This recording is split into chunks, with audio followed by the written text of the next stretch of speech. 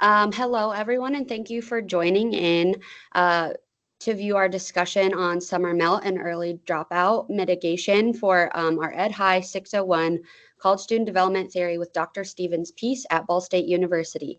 Today is Wednesday, April 16th, and I'm here with my colleagues Addison Miller and Lauren Ivankovich, and we will start with brief introductions before jumping into our discussion for the day. My name is McKenna Cruz. I am a first-year doctoral student in the higher education program here at Ball State, and I am a grants and special projects manager for the American Camp Association. Hi, my name is Addison Miller. I'm currently in the Student Admin Affairs and Higher Education Master's Program. I'm on the one-year track, so I'll be done in July, and I'm the current graduate assistantship in disability services. And then hello, my name's Lauren Ivankovich. I am also part of Student Affairs Administration and Higher Education, or SAHI.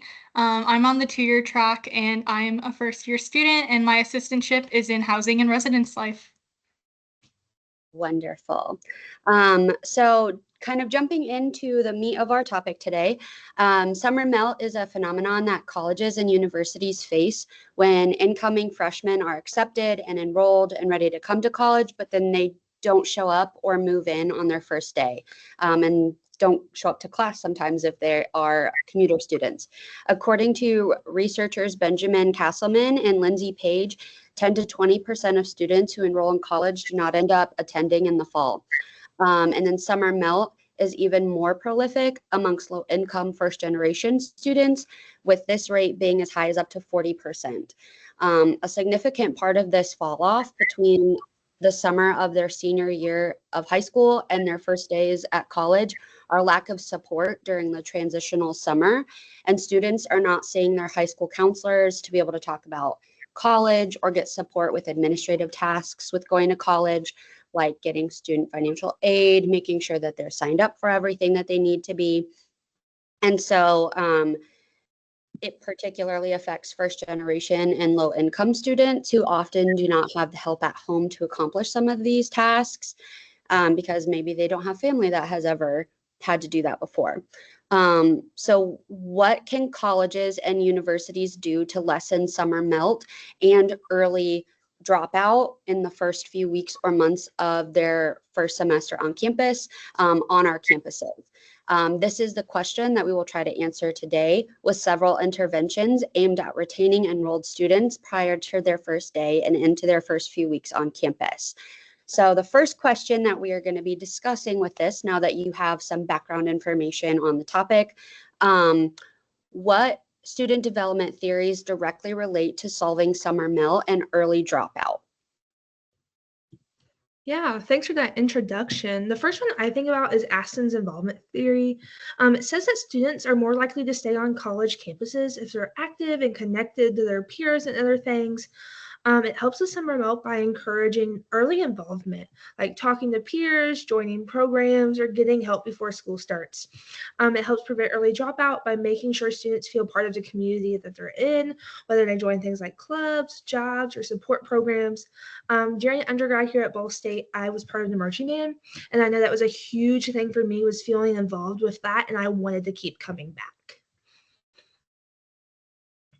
Yeah, I think for me, when considering like everything we kind of talked about, especially in the beginning where it talks about some of our low-income students and first-generation students, I don't think of a specific theory, but I think of more of a genre of theories. I'm thinking more of like the section of theories to consider of social class, and there's no theory specifically that regards social class identity development amongst college students. But it is argued by Borrego that it is often ignored in student affairs and that social class does have a very large effect on education, like higher education as a whole. And social class often determines who has access to college, the resources that help them transition successfully. And then we can also apply it to the opportunities that are available to students on campus, like extracurriculars like Greek life, where there is a fee involved in involvement. And it really considers who has access to these extracurriculars, whether it be money or even knowledge for setting up. And there's a quote that we had in our textbook that I really liked, and it's that the widening chasm between economically stable and the poor is a gap most predicated on the distinction between those who have an education and those who do not. And social class just weighs a lot on education, especially public institutions. Yeah, and kind of going off of both of those theories, two that this really made me think of were Nancy Schlossberg's transition theory, which describes really how high school students go from high school to college successfully.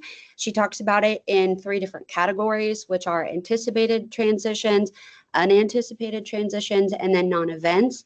And for a lot of our students, they're going to be using this transition as an anticipated transition. So they know it's coming. Maybe they don't know what to expect.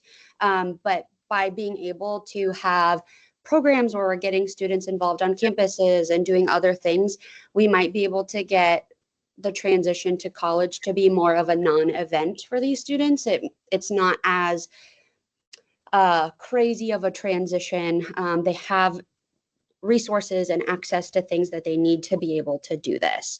And then Nevitt Sanford's challenge and support theory also really relates to this topic because it explains how students, if they're not developmentally ready to go through transitions, they're not going to be able to do it with the supports or challenges that are kind of going on in their lives.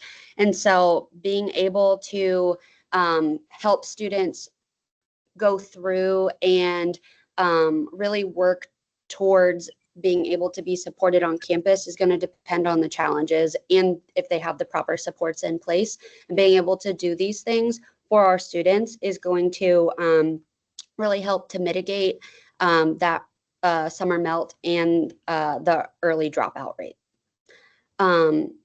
Perfect. Thank you both for answering that question. We're going to transition to our next question now, which is, what is your proposed intervention to help mitigate summer melt or early dropout rates? Thank you for that question. One thing that comes to mind to me as someone who went to Ball State for undergrad and just college in general is that connection and engagement is so important. Like, you have to feel like you truly belong or have somebody you can go to, especially if you're a first generation student. Within Disability Services, we have our faculty mentorship program. If interested, our first year incoming students are matched with a faculty mentor within their program, major, or if they're undecided, something they're interested in. This could be really something that helps all students, not just students who are registered with Disability Services, or even if we started somewhere smaller with like the Teachers College or School of Music. This, like a program like this, would really help reduce feelings of imitation and like the nervousness, like when you show up to class your first day and it's a professor and you're like, I don't know this person, there's 300 people behind me in this huge lecture hall, and like your mentor could answer questions like, what should I do if I'm struggling in class? What are office hours? How should I, ask for extra help, or can I ask for an extra couple days on my assignment? So somebody they could really go to ask those questions that you might be scared to raise your hand and ask about. Yeah, I'm going to build off of that a little bit, Addison, because I agree. I think when we're thinking of the transition for college students, we focus a lot on the first 6 weeks being like the determinant for students on whether they feel like they belong, on whether they adjusted, on whether they integrated, and whether college is for them. And something I thought of is we have welcome, we have weeks of welcome, and that's a really big thing. There's a lot of mandatory things students have to go to, especially since they are first year in res halls. But there's a lot of like socials. But what about targeting specific students? Are there outreach groups that are happening? How can we advertise to students? I think the weeks of welcome is very, very important to advertise to our targeted and more vulnerable students, whether it be early on in the summer in self-indication on forums. Do you want to be involved in something first generation? Or how are we going to advertise to them that there are summer bridge programs, and how are we connecting with students? And I think being able to do that while they're already on campus helps a lot, especially those first 6 weeks. That is so important, Lauren. Thanks for sharing. The intervention that I would propose for this as well would be to institute summer programs for prospective students who are in high school or even younger.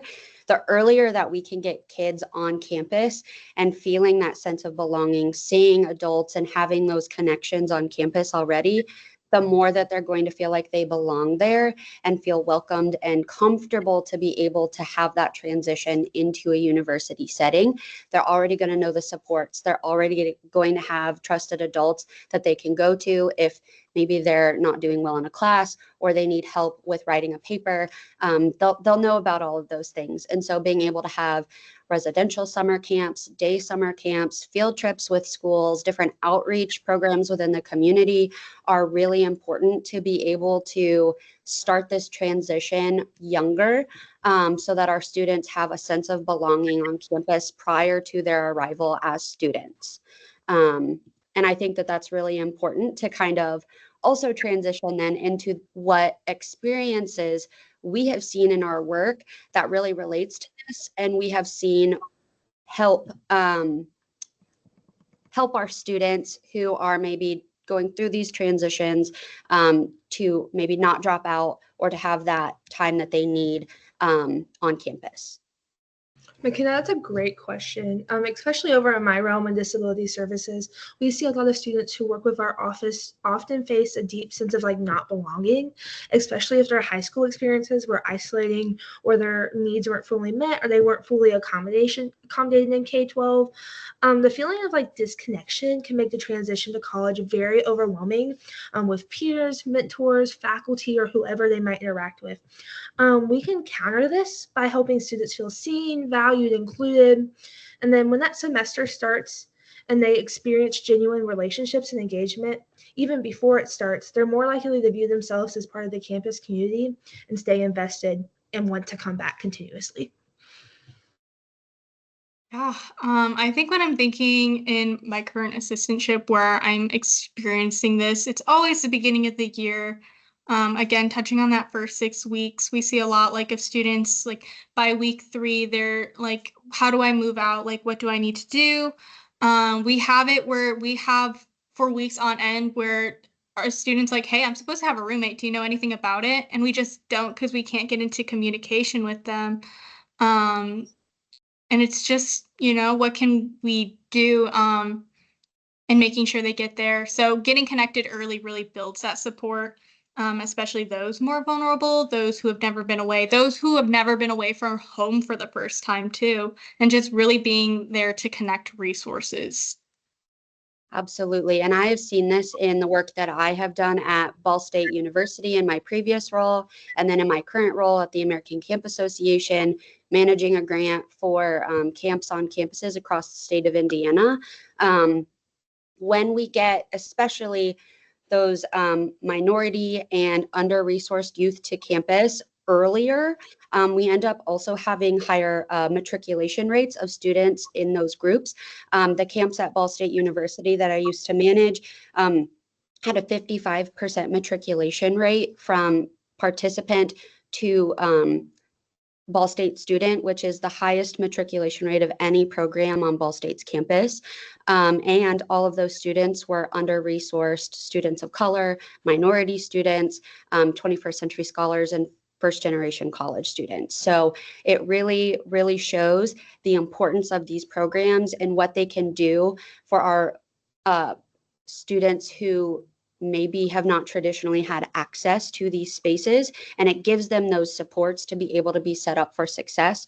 And with that 55% matriculation rate, every single one of those students showed up to campus on the fall and are still enrolled currently. So I think that that shows too how learning about those support systems that are on campus prior to their arrival really, really helps to set them up for success, to be able to create those relationships with those mentors and adults, kind of tying into what both Addison and Lauren said, to be able to really help with this. So with that, does anybody have any closing thoughts or last minute things they'd like to mention? No, I think it's something that we're going to keep seeing and something we're going to continuously have to keep navigating as we see different waves of students and generations come through. So I agree with Lauren. This is going to continue happening, and we're going to have to see how we can best support our students who come in who might have that feeling of wanting to go home or not return. Absolutely. Well, thank you both for joining me today. Have a wonderful rest of your day.